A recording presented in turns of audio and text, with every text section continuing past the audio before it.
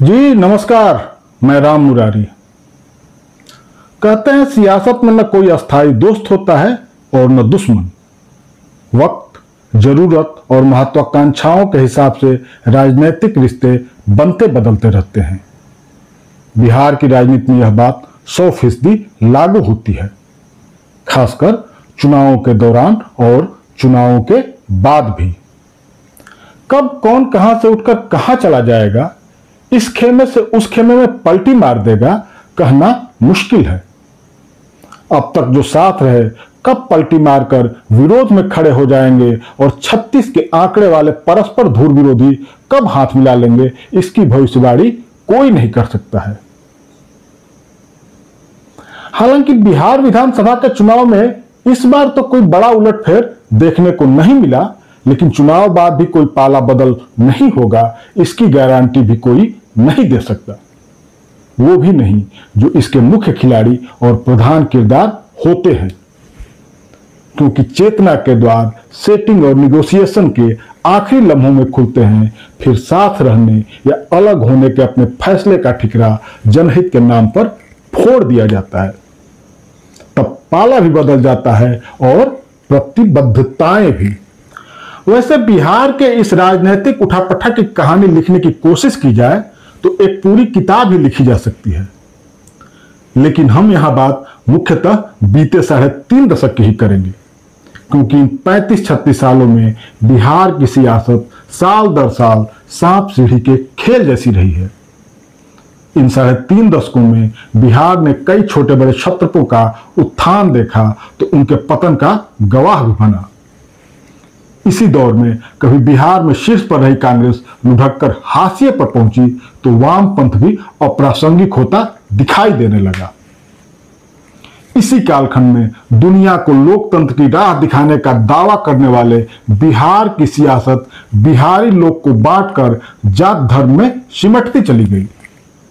जन सरोकार तथा जनता के मुद्दों पर बारूद और बंदूक को बढ़त मिली और बाहुबली अपनी जात अपने धर्म के नायक होते गए।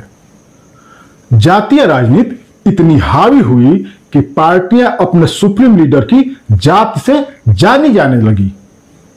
चुनावों में टिकट भी जातीय गुणागणित के आधार पर दिया जाने लगा।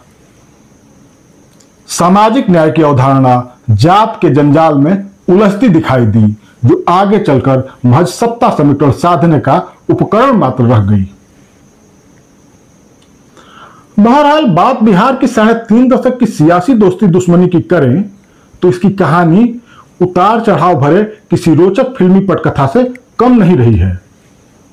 इस सियासी पटकथा के मुख्य पात्र पूर्व मुख्यमंत्री लालू प्रसाद यादव और वर्तमान मुख्यमंत्री नीतीश कुमार रहे हैं, तो इसमें बीजेपी की भी केंद्रीय और अहम भूमिका रही है, और रामविलास पासवान की भी, जिनके बारे में मशहूर था कि वो सत्ता परिवर्तन की आहट महसूस कर लेते थे और फिर उसी हिसाब से अपनी बाजी चलते थे। इस सियासी पटकथा की शुरुआत 1990 में हुई, जब जनता दल के लालू प्रसाद बिहार के मुख्यमंत्री बने। कमाल की बात यह कि तब लालू प्रसाद के साथ इमरजेंसी के दौर के साथी नीतीश कुमार और रामविलास पासवान तो थे ही, उनकी सरकार को बीजेपी का भी सपोर्ट हासिल था और वाम मोर्चे का भी, क्योंकि तब सबकी साझा दुश्मन कांग्रेस थी, जिसका केंद्र से लेकर बिहार तक की सत्ता पर कब्जा था। गैर कांग्रेसवाद के नाम पर गठित इस गठबंधन में बहुत जल्द गांठ तभी पड़ गई जब मंडल कमंडल की राजनीति ने लालू प्रसाद और बीजेपी को न सिर्फ आमने सामने खड़ा कर दिया, बल्कि उन्हें एक दूसरे का घोर विरोधी भी बना दिया। इतना कि फिर कभी वे साथ नहीं आ पाए। आगे चलकर नीतीश कुमार और लालू प्रसाद यादव के रिश्तों में भी खटास आने लगी और 1994 में नीतीश कुमार ने जॉर्ज फर्नांडिस के साथ मिलकर जनता दल जॉर्ज नाम से अलग पार्टी बनाई, जिसका नाम कुछ दिन बाद बदलकर समता पार्टी हो गया। 1995 के बिहार विधानसभा चुनाव में समता पार्टी को महज 7 सीटें हासिल हुई। 1996 के लोकसभा चुनाव में समता पार्टी ने बीजेपी से हाथ मिलाया और इसका उसे फायदा भी हुआ। इस चुनाव में अविभाजित बिहार की 54 लोकसभा सीटों में से 20 पर बीजेपी और 10 सीट पर समता पार्टी ने जीत दर्ज की। 1997 में राजनीति में फिर करवट बदली। बहुचर्चित चारा घोटाले की आंच में लालू प्रसाद यादव को अपनी लपेट में ले लिया। लालू प्रसाद ने पार्टी में विरोध के बाद राष्ट्रीय जनता दल के नाम से अपनी अलग पार्टी बनाई और अपनी पत्नी राबड़ी देवी को बिहार का मुख्यमंत्री। राबड़ी देवी 3 बार मुख्यमंत्री चुनी गई और 6 मार्च 2005 तक बिहार की कमान उनके हाथ में ही रही। हालांकि इस दौरान राष्ट्रपति शासन भी लगा और 1 हफ्ते के लिए नीतीश कुमार भी पहली बार मुख्यमंत्री बने थे।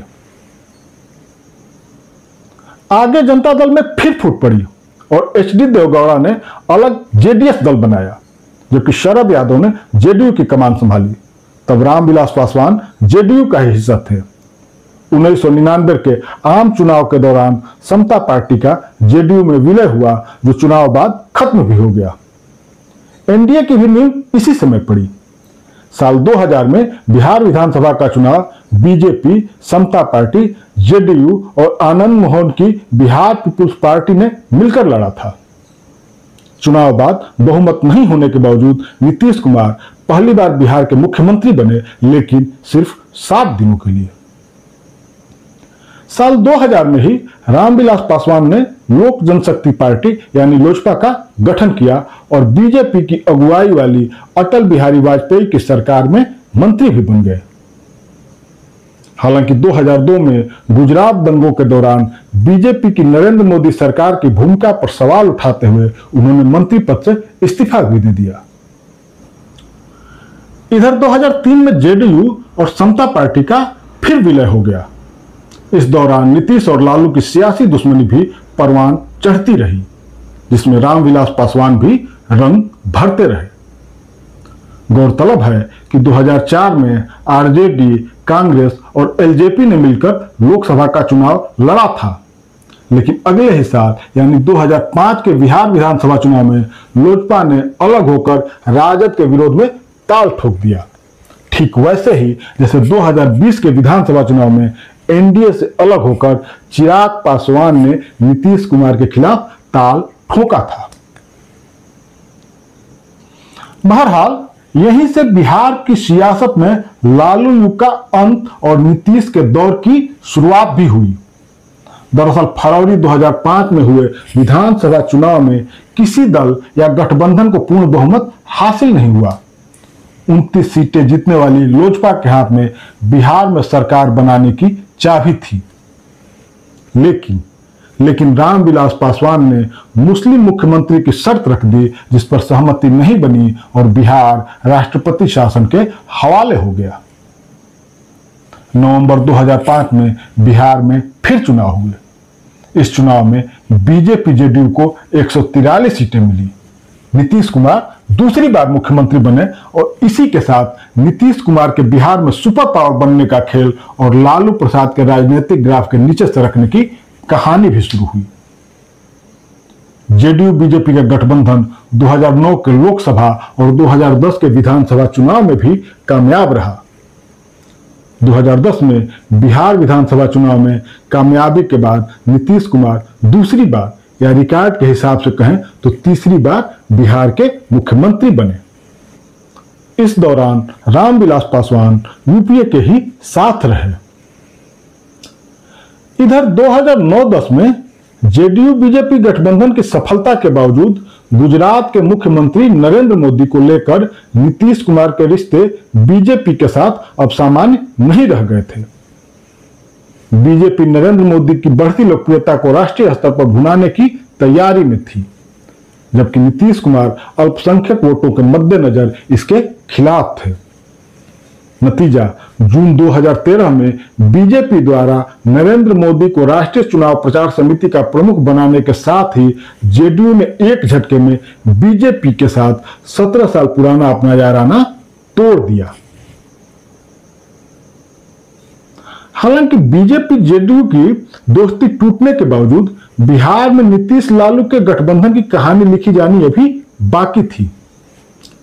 इसकी भूमिका तैयार हुई 2014 के आम चुनाव में, जिसमें बीजेपी ने प्रचंड जीत हासिल की थी।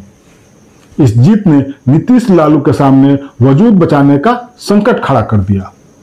इस संकट ने ही तकरीबन 2 दशक की सियासी दुश्मनी को भुलाकर उन्हें एक होने पर मजबूर कर दिया।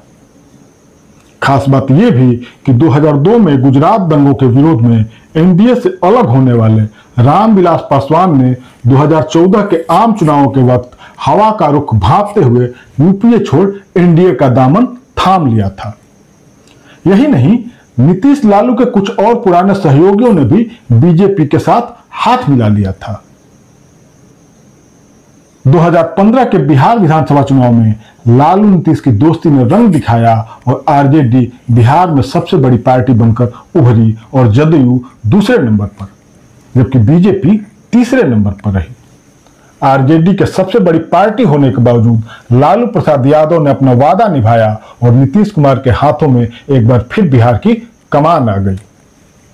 लालू यादव के पुत्र तेजस्वी यादव उप मुख्यमंत्री बने तथा दूसरे बेटे तेज प्रताप को भी बिहार कैबिनेट में महत्वपूर्ण जगह मिली।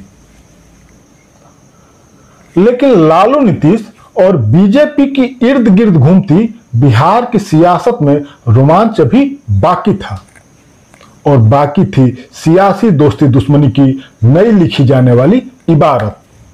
यह मौका भी बहुत जल्द आ गया।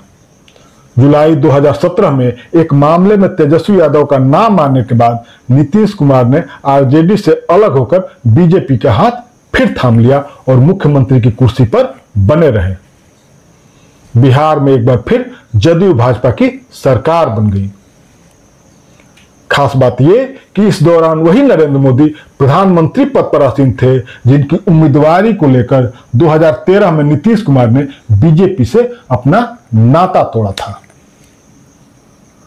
सियासत में कुछ भी अस्थायी नहीं होता वाला जुमला यहां फिर काम आया और यही जुमला 2022 में तब फिर चरितार्थ नजर होता आया जब नीतीश कुमार ने बीजेपी से नाता तोड़कर आरजेडी से रिश्ता जोड़ लिया और महागठबंधन के साथ मिलकर सरकार चलाने लगे। जबकि 2020 का चुनाव जेडीयू ने एनडीए के बैनर तले बीजेपी के साथ मिलकर लड़ा था। 2022 में नीतीश कुमार और लालू प्रसाद फिर दोस्त जरूर बने, लेकिन इस बार भी ये दोस्ती अस्थायी साबित नहीं हुई और 2024 के लोकसभा चुनाव से पहले नीतीश कुमार ने एक बार फिर पलटी मारते हुए एनडीए और बीजेपी का दामन थाम लिया। बहरहाल इस बार के विधानसभा चुनाव में नीतीश कुमार फिलहाल बीजेपी के ही साथ हैं और जेडीयू एनडीए का ही हिस्सा है, लेकिन चुनाव परिणाम आने के बाद भी वहीं रहेंगे इसकी गारंटी कोई नहीं ले सकता, क्योंकि बीते एक दशक में नीतीश कुमार ने पाला बदल के खेल में जिस तरह ताश के पत्तों की तरह एनडीए और महागठबंधन को फेंटा है, उसमें कल क्या होगा कहना मुश्किल है। हो सकता है कि उतार चढ़ाव भरी रही इस सियासी दोस्ती दुश्मनी का यही द एंड हो और बिहार के सियासी बिसात पर नई बाजी बिछ जाए, या फिर कल इसी पॉलिटिकल पटकथा में कोई नया चैप्टर भी जुड़ सकता है, क्योंकि सियासत में न तो कोई अस्थायी दोस्त होता है और न ही कोई अस्थायी दुश्मन। नमस्कार।